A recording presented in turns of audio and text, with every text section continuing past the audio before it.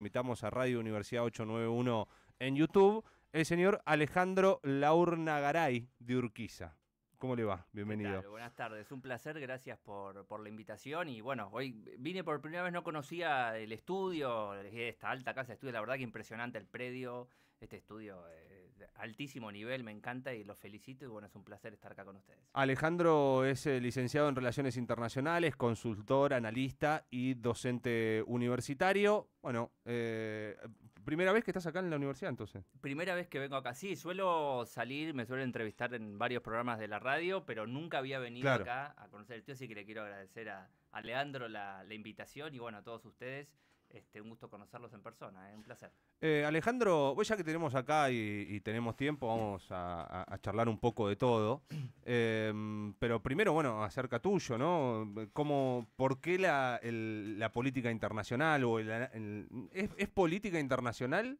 ¿Vos como analista internacional o en general son todos temas? No, en realidad la política internacional es una rama dentro de las relaciones internacionales, ¿no? La licenciatura en Relaciones Internacionales, que es mi carrera de grado, comprende no solo las relaciones entre los actores políticos, sino que también implica la participación o el rol que juegan distintos actores, organizaciones civiles, organismos internacionales, actores particulares, privados, de gran peso en el mundo, como los conocemos, por ejemplo, el caso más conocido que es Elon Musk, ¿no? Que se introdujo en la política nacional e internacional y distintos tipos de actores que juegan un rol relevante en el escenario internacional y parte de eso es la política internacional que por definición son los actores estatales, ¿no? Las que las llevan adelante con la política exterior, con la diplomacia, con el concepto de interméstico, ¿no? Que esto se da en los primeros años de la carrera, que es la relación entre los sucesos internacionales que tienen implicancias locales y, a ver, como yo vengo diciendo hace años, todo lo que sucede a nivel estructural en el sistema internacional tiene implicancias muy relevantes y definitorias hacia adentro de los países, ¿no? El comportamiento incluso de la Argentina histórico o el alineamiento histórico del país, bueno, está determinado también por la estructura del sistema internacional, ¿no? Y muchas veces incluso elecciones y gobiernos que asumen o sectores que buscan acceder al poder, bueno, están o apoyados o influenciados o incluso en muchos países determinados por intereses de las grandes potencias, ¿no? Que son las que, a ver, establecen en acuerdo y en competencia también entre ellas las reglas para el funcionamiento del sistema e incluso para el comportamiento de los actores menores del sistema, ¿no? Internacional. Y todo eso hoy atravesado también por una política más personalista, ¿no? Porque vos hablás de relaciones internacionales o posturas internacionales que han tenido históricamente los países que hoy ven, digo, no me refiero solamente a la Argentina porque es el ejemplo más práctico y más fácil, ¿no? Sí. Pero también a nivel internacional esto pasa, ¿no? Hay cada vez mayor injerencia de los intereses de las personas que de los países. ¿O no es No, correcto sí, el en análisis? parte sí. Lo que estamos viendo es en algunos sectores y en algunos países, estamos viendo que va a tono con lo que decís, liderazgos personalistas fuertes, sobre todo en las potencias. Lo vemos en el caso de China con Xi Jinping, lo vemos en el caso de Rusia con Vladimir Putin, lo vemos en el caso de los Estados Unidos con el rol de Donald Trump, o bueno, el rol que quiere asumir, que busca asumir también acá Javier Milei en la Argentina, ¿no?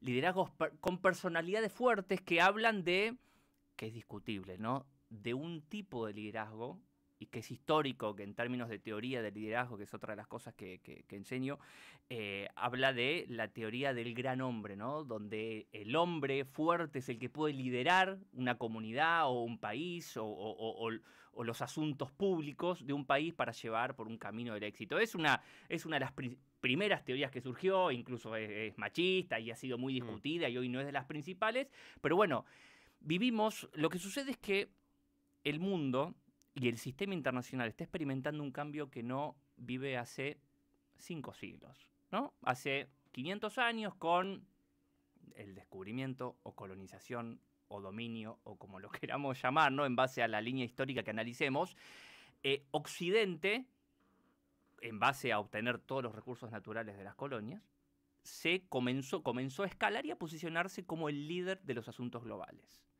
Eso duró 500 años, donde los distintos imperios occidentales fueron, ¿no?, accediendo al rol de superpotencia. Hablamos del Imperio Español, tuvimos el Imperio Portugués, después el Reino Unido, después de las guerras mundiales del siglo XX, pasó a los Estados Unidos, y siempre Occidente liderando el mundo, desde hace 500 años.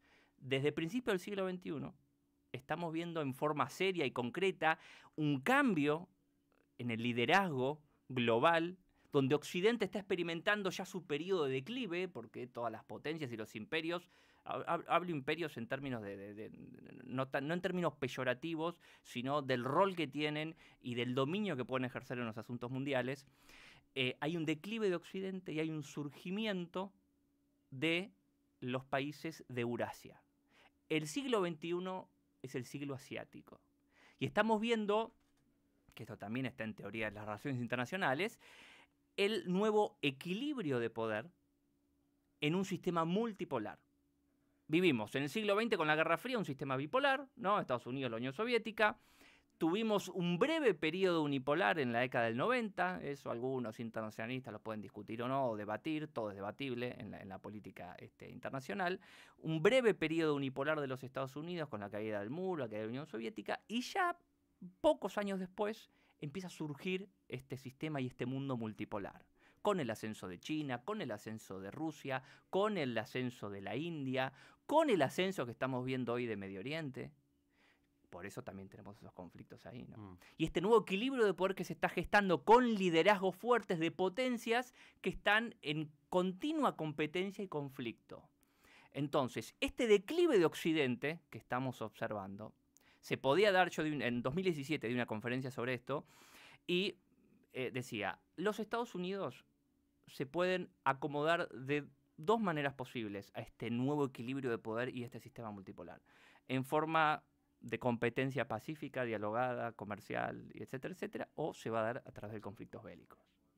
Lo que estamos viendo, lamentablemente, para los países que lo están sufriendo y para la comunidad internacional en su totalidad, porque nos afecta a todos, es ese reacomodamiento del sistema a través de guerras, ¿no? Tenemos la guerra en Ucrania, que habla de ese equilibrio de poder, porque la guerra en Ucrania define el rol de Rusia en relación con Europa Occidental y define el rol de los Estados Unidos también en Europa Oriental y también la influencia que puede ejercer en Europa Occidental. Y eso define, según los viejos teóricos de la geopolítica norteamericana, el rol de Estados Unidos en el mundo. O sea, cuanta menor influencia tenga Estados Unidos en Europa, más débil va a ser su posición global, ¿no? Y eso está asumido por los norteamericanos y por eso tenemos esta guerra ahí. También en Medio Oriente se juega el rol también de las potencias allí y también en el mar meridional de China y también en la península de Corea y también en América Latina.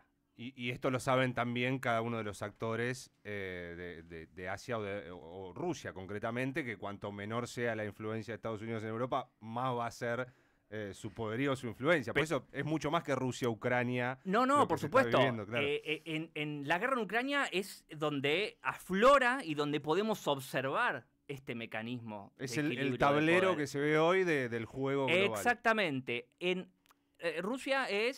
Ucrania es, sin hablar en términos peyorativos, ¿no?, pero es un peón en el juego de ajedrez, donde está, en términos geopolíticos, está a las puertas del Heartland. El Heartland de la geopolítica, definido por los ingleses, por Halford Mackinder, un teórico, uno de los primeros teóricos serios de geopolítica, bueno, determinaba el Heartland, el corazón de la Tierra, en Eurasia, que abarca todo Rusia, algunos países del centro de Asia y casi llegando a Ucrania. Y él decía, quien domina el Heartland va a dominar la isla mundial. Y esto ¿no?, abarca África, parte de Europa y parte de Asia. Y él básicamente decía que quien tomara el control de eso o quien ejerciera mayor influencia sobre eso iba a dominar la política mundial. Y llamaban, tanto los ingleses como los norteamericanos, a evitar que se conformara un eje de buenas relaciones de infraestructura, comerciales, energéticas, etcétera, etcétera, entre París, Berlín y Moscú. ¿No? Decía, lo que hay que evitar a toda costa es que se conforme ese eje de buenas relaciones como las que venía teniendo Angela Merkel con Vladimir Putin. No sin discrepancias, sin algunos conflictos y algunas cuestiones que han surgido, pero la gran amenaza que veía cierto establishment norteamericano, donde aquí hay una diferencia con Donald Trump, porque Donald Trump asume que hay un mundo multipolar. Donald Trump, en su postura que incluso no es mayoritaria entre los republicanos, pero la terminan asumiendo porque ejerce, como bien decía hace un ratito, el liderazgo personalista fuerte y obtiene mayor apoyo incluso de la población, claro, más allá de lo que podamos pensar u observar desde acá, desde la Argentina, con nuestro sesgo cultural. Nosotros tendemos a ver y analizar a los líderes extranjeros, incluso muchos analistas caen en eso, con el sesgo cultural. Nosotros escuchamos a Trump y decimos, ¿qué está diciendo? Es una barbaridad. Pero para la cultura norteamericana, incluso para muchos latinos y muchos hispanos, es totalmente, y voy a ser polémico, aceptable y lógico. Y ellos tienen aspiración a que la raza blanca norteamericana no los discrimine tanto y los termine aceptando, aunque de vez en cuando los destrate. Representa la idiosincrasia del estadounidense, cosa con la que nosotros tal vez no nos sentimos representados. De una parte importante de los norteamericanos, bien, sí, no sí. Todos, ¿no? Pero es una parte significativa y bueno, en 2020 Donald Trump, con todas las cosas que hizo y que dijo en su primer gobierno, sumó millones de votos, no es que perdió apoyo. No. Trump sumó mucho apoyo y terminó sumando más aún en esta de hecho, elección. Termina ganando el voto popular, cosa que antes no había conseguido. Que en 2016 no había conseguido, aunque había ganado la elección, y en 2020 sumó casi 7, 8 millones de votos, pero los demócratas sumaron más de 10 millones de votos. Que esta vez lo que pasó fue que perdieron apoyo de los demócratas. Tuvieron una mala estrategia, tardía, decidieron un año y medio tarde cambiar de candidato, claro, con un Biden que estaba de salida ya casi desde que empezó su gobierno ya se notaba el decaimiento. Con una candidata mujer que también para los Estados Unidos no es algo menor. Y decidieron tarde, no tuvieron una estrategia inteligente, acertada, enfocada. La del equipo de Trump fue una estrategia realmente, fue una estrategia inteligente, estuvo microsegmentada, estuvo trabajada estado por estado, apuntaron mucho a los estados pendulares que los terminaron ganando. Tuvieron una mejor estrategia los republicanos, la gestión de los demócratas tenía un alto nivel de rechazo, la política migratoria era rechazada incluso por muchos hispanos, por muchos inmigrantes legales. El apoyo de Elon Musk creo que no fue menor tampoco. No, el apoyo de Elon Musk. Todo el aparato comunicacional. Sí. Bueno, yo incluso creo que lo dije acá en una entrevista que hice acá en la radio, los medios masivos, los más conocidos, tenían un apoyo más asumido y declarado hacia los demócratas, hacia Kamala Harris, y Twitter jugó para Trump. Y Twitter se convierte en una herramienta conservadora, es una empresa privada, como los medios masivos, que también son empresas privadas, que juegan políticamente asumiéndolo públicamente, como a diferencia de acá en Argentina, muchos medios masivos dicen, no, nosotros somos independientes, pero juegan, o sea, uno que está en el análisis y que los lee entre líneas, uno sabe para qué juega cada medio y bueno, más o menos asumido, ¿no? Pero allá lo asumen públicamente. Nosotros, la Fox, jugamos para Trump, el New York Times, la CNN, jugamos para Harris. Bueno, el Post de Bezos, que con tal de no pagar impuestos el amigo se juega para cualquiera y terminó diciendo, bueno, no apoyamos a ninguno de los dos. Y Elon Musk lo que busca también es un poco eso, ¿no? La discusión entre los impuestos de los más ricos. Pero, fíjate que Trump logró, en forma inteligente, asociarse incluso a la clase trabajadora. El sector de mayor ingresos, de más de $200.000, votó mayoritariamente a Harris. Y la clase media y la clase más pobre también. Pero la clase media, media baja, media y media acomodada, votó a Trump mayoritariamente. Y Trump sumó voto joven de querer prohibir TikTok, se convirtió en estrella de TikTok.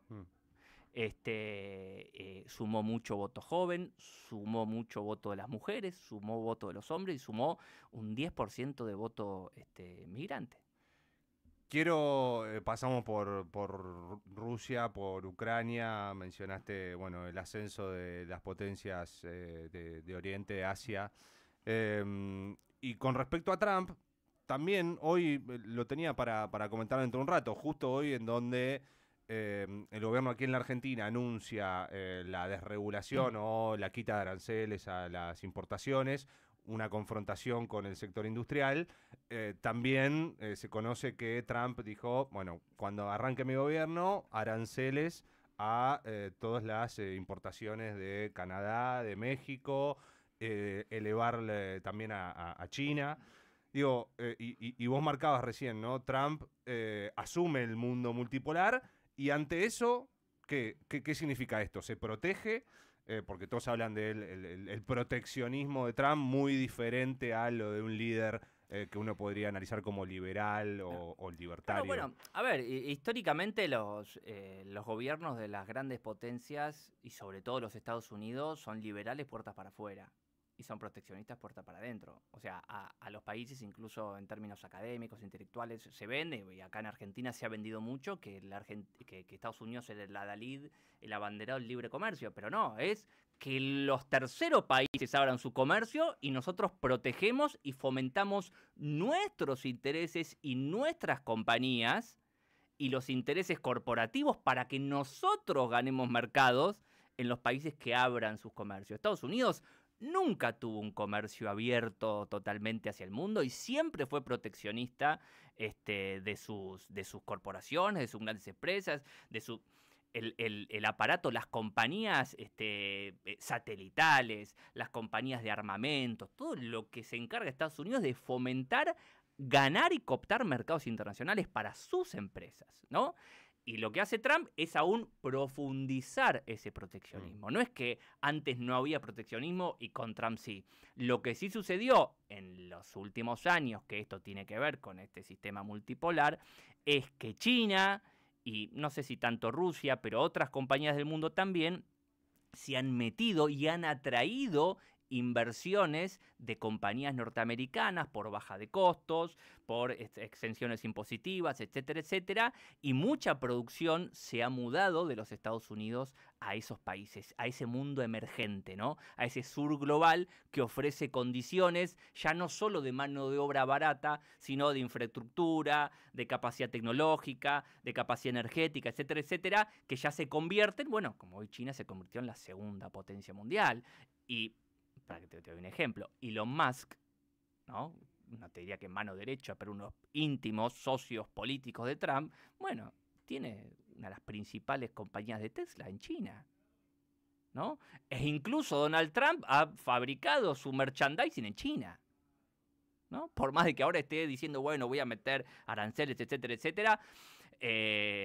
No, los norteamericanos son proteccionistas y todos los políticos de ultraderecha con los que nuestro presidente se identifica son en general nacionalistas, proteccionistas, no están a favor del libre mercado en sus países y tienen una visión económica bastante diferente a la que tiene nuestro presidente, ¿no? Y a la que está aplicando con la Argentina. En lo que coinciden es en esa lucha o en ese rechazo a las ideas de lo que llaman, que para mí igual son concepciones totalmente erróneas en general, ¿no? A nivel internacional, lo que es el marxismo cultural, lo que llaman el progresismo. La agenda woke, la agenda que también woke, estuvo muy que presente. daría para otro debate, ¿no? Que no tendríamos tiempo para todo lo que tendría que decir sobre eso. Pero son esa cuestión. La cuestión cultural, en esa batalla cultural, es en lo que pueden coincidir. Ahora, a nivel económico, la estructura del sistema establece y los grandes poderes establecen más allá de las ideologías. Bueno, es lo que llamaba Immanuel Wallerstein, que es un teórico de relaciones internacionales, que decía, bueno, hay un sistema mundo. Las grandes potencias industrializadas son los que producen la industria, los productos terminados, la tecnología, y los países subdesarrollados, el sur global, tiene que poner las materias primas, mano de obra barata, energía barata, recursos minerales, etcétera, etcétera, pero la industrialización te la debo. Entonces, la estructura del sistema internacional no cambia porque la Argentina hoy diga, bueno, yo soy socio de los Estados Unidos, son alineados de forma automática. La división internacional del trabajo, ¿no? Como se dice en teoría económica. Entonces, digo, las coincidencias son más desde una ideología y una visión cultural de la cosa que a nivel económico o incluso de política económica. Antes de quedarnos sin tiempo, porque estamos charlando hace un rato largo, pero bueno, estamos hablando de todo el mundo, así Sí, que vale la sí, pena. Quiero traerte a la región. sí. Tuvimos hace poco también el G20 en Brasil, con todo lo que eso significó, elecciones en Uruguay. Ante esto que hablábamos antes, ¿no? De líderes fuertes a Yamandú. Hoy leía que le han puesto el apodo de Tibiorsi a Yamandu Orsi por ser un líder moderado que hoy escasean, ¿no? Tal vez en Sí, el mundo de buscar esos consensos, ¿no? sí. Hoy todo el mundo quiere tener la razón y sin importar lo que diga el otro. Pero vos, ¿cómo ves que se está acomodando la región con esto de Uruguay, con Chile, fundamentalmente? Bueno, Argentina va quedando un poco a contramano, ¿no? De algunas cuestiones que suceden. Sí, sí, a ver, vamos de lo general a lo particular, ¿no? La región de América Latina, América del Sur, es una región que está en disputa entre los grandes poderes por la influencia, por las inversiones, por el acceso al litio, a recursos naturales, al petróleo, al agua, a la Antártida, ¿no? Hay que tener una visión geopolítica y geoestratégica más allá de lo ideológico, que también es importante, por supuesto, ¿no? Porque hoy, a ver, la gran disputa, que es la que determina luego también el comportamiento de estos actores, está viviendo el mundo esta disputa que se da a nivel de recursos naturales, a nivel de las monedas, ¿no? A nivel de la tecnología, a nivel de los mercados de comercio, a nivel del acceso a las capacidades al espacio exterior, a nivel de las rutas marítimas. Se da en todo sentido, y América Latina es un reservorio importante de recursos naturales, de capacidades humanas, de acceso a la Antártida, de acceso a mares con muchísimos recursos naturales, y eso va a determinar y va a condicionar el comportamiento. Si en términos ideológicos vos tenés, a ver, Uruguay se caracteriza por esos liderazgos tanto de derecha o de izquierda, o de centroizquierda, o de centro derecha, más moderados que lo que hemos tenido aquí en la Argentina, ¿no? Incluso hemos visto en discursos a la calle Pou defendiendo el rol del Estado, etcétera, etcétera. No es lo mismo la derecha uruguaya que lo que puede ser hoy o desde hace algunos años la derecha argentina, por ejemplo. Lo mismo con la izquierda o la centroizquierda. Y a mí me parece la moderación uruguaya y el rol que cumple en el Mercosur y en la región me parece muy saludable, porque un liderazgo, y esto lo digo en términos criollos, un liderazgo gritón no quiere decir un liderazgo fuerte. Un tipo que se pone frente a un micrófono e insulta, agrede, amenaza, etcétera, etcétera, no quiere decir que sea un líder fuerte, ¿no? El gritar no te da la razón, ni te da la verdad, ni te va a dar más poder, ¿no? El poder se construye. Y bueno, vemos como, por ejemplo, en Argentina, que está construyendo poder, negociando acá con gobernadores y está construyendo más allá de los discursos, ¿no? Que después salga bien o no, es otra cosa y eso, si quieres, lo charlamos o no. Pero me parece sano lo de Uruguay. Lógico, era un resultado esperable esta elección.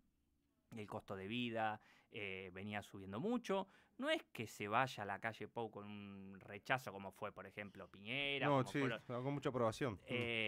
Pero me parece sana en Uruguay. En Uruguay me parece sana esa alternancia. Y bueno, le deseamos, por supuesto, yo desde aquí al gobierno uruguayo que va a asumir lo mejor. Y que bueno, a ver, la democracia no se demuestra solo en las urnas. La democracia no es solo votar, la democracia es el poder en el pueblo. Ese es el significado etimológico de la democracia. Y el pueblo vota a un representante para que gobierne en favor de sus intereses.